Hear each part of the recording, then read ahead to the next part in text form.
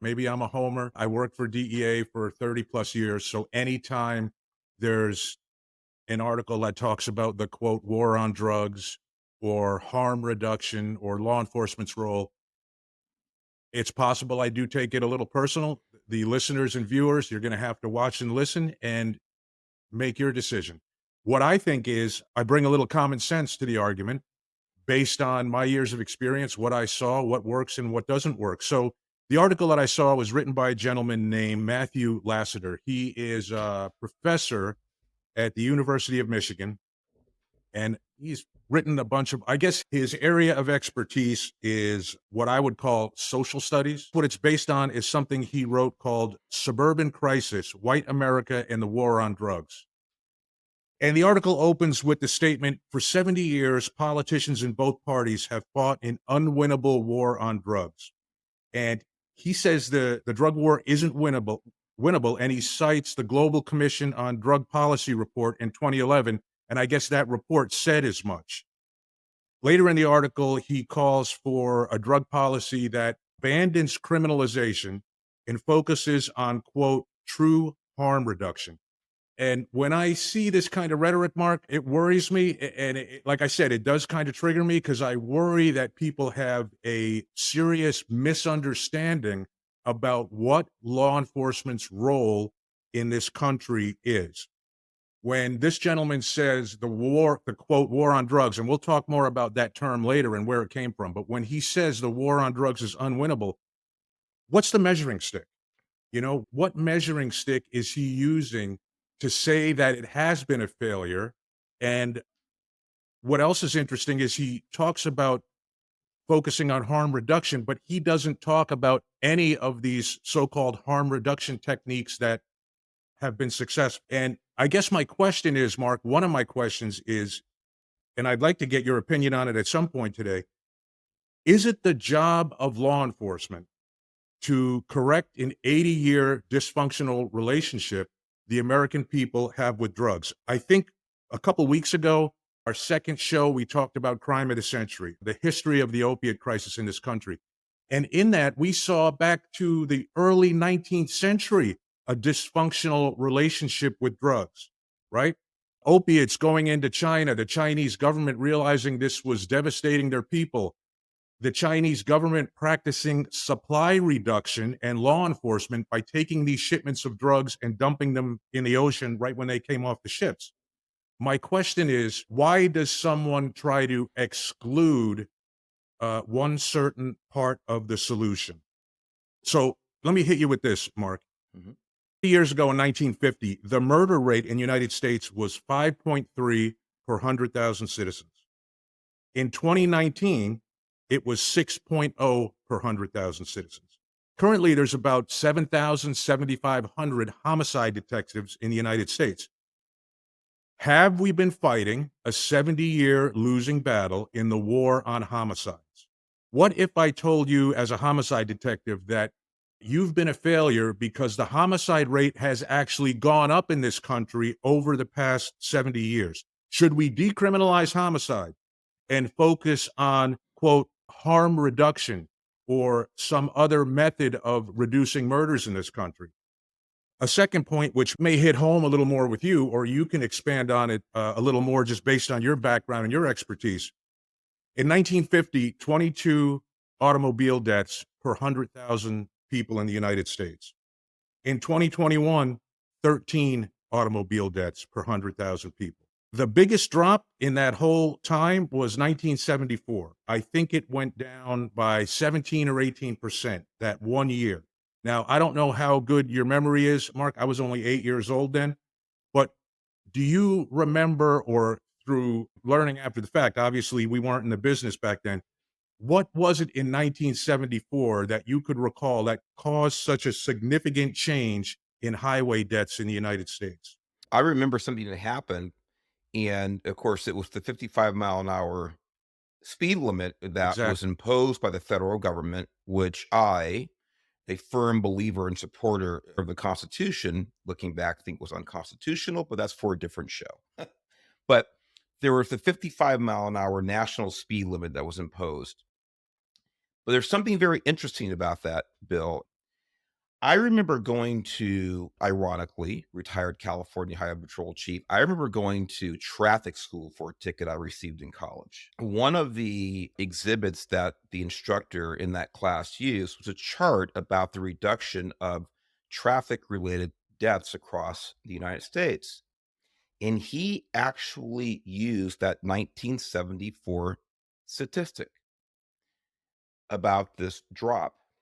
Now, it may have been kind of the steepest drop year over year, that chart, and he Mhm, showed us just that clip, that snapshot. Then what he did, he pulled away some, I don't know, material or cardboard from the rest of the chart.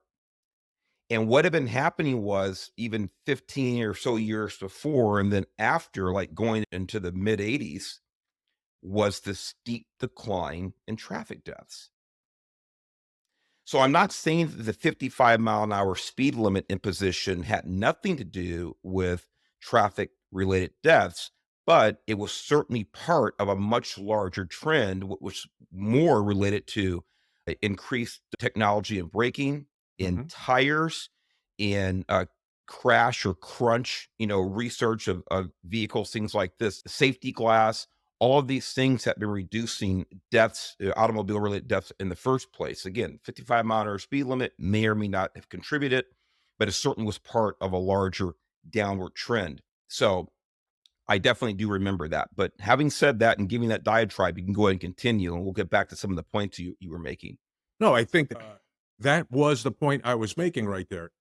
We talked about other harm reduction techniques in the, highway safety space, and you touched on some of them. We went from lap belts to shoulder belts.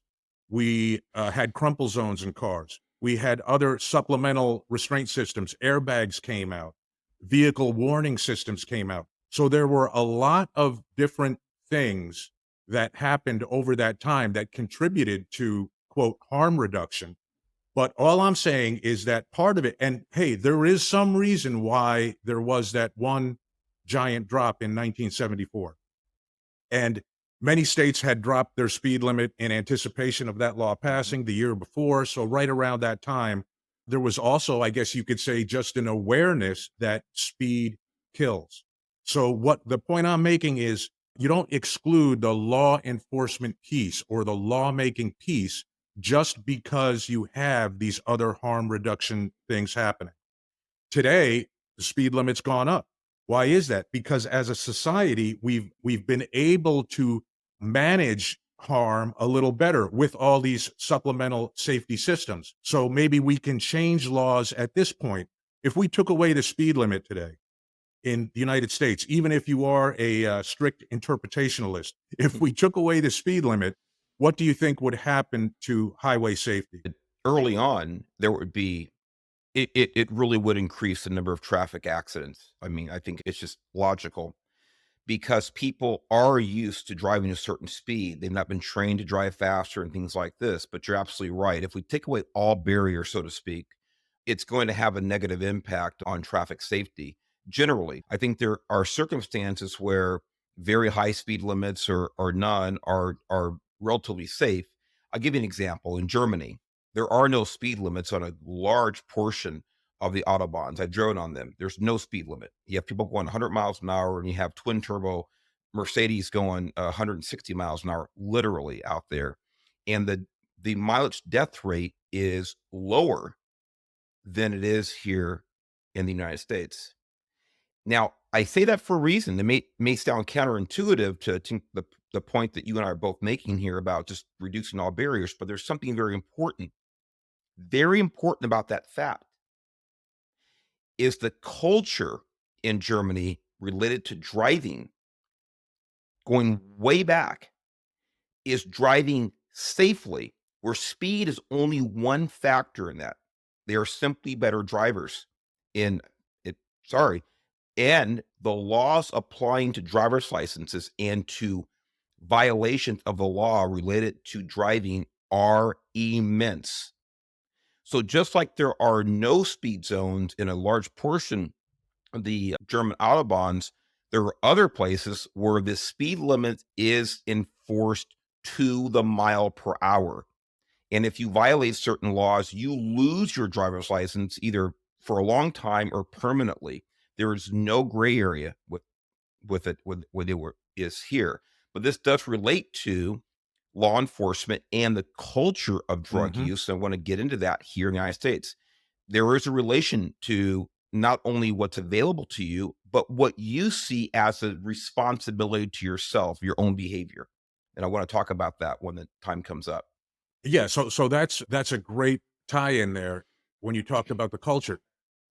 Is it law enforcement's responsibility to change culture? Have we burdened law enforcement too much? When I brought up the example of homicide detectives, and I said the murder rate's gone up in the past 70 years, are our homicide detectives failures? Have we fought a losing battle in the war on homicide? And I say that honestly because how much impact do those homicide detectives have on the culture of violent crime in this country and the culture of murder, or why murders are occurring? And I would say, in my opinion, none, really, none. And I would say the same holds true in the drug space. Are we putting the burden on law enforcement, or are we tasking law enforcement? Is our expectation or is our benchmark that law enforcement is actually going to change the drug culture in this country?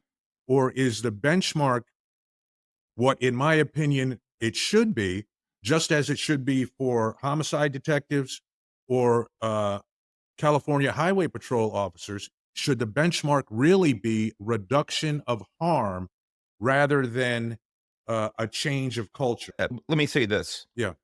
is that, like with many um, problems, circumstances, the answer, the solution is not it's not a one button solution. There can be multiple factors in addressing the issue and solving the problem. And the the drug problem in this country, to me, it's a multifaceted solution. And the word solution does not mean that we're going to ever end drug use or drug trafficking in this country. I think anybody that says that we can do that, they're ignorant or they're foolish or both. Just as you so well articulated earlier about murders and other crimes, for me, driving under the influence. I mean, we Mhm. have task forces. It's all they do is to go out and look for the impaired driver. Are we ever going to fully eliminate the knucklehead having 6 beers and get behind the wheel of his or her car? No. But the point is, we don't quit.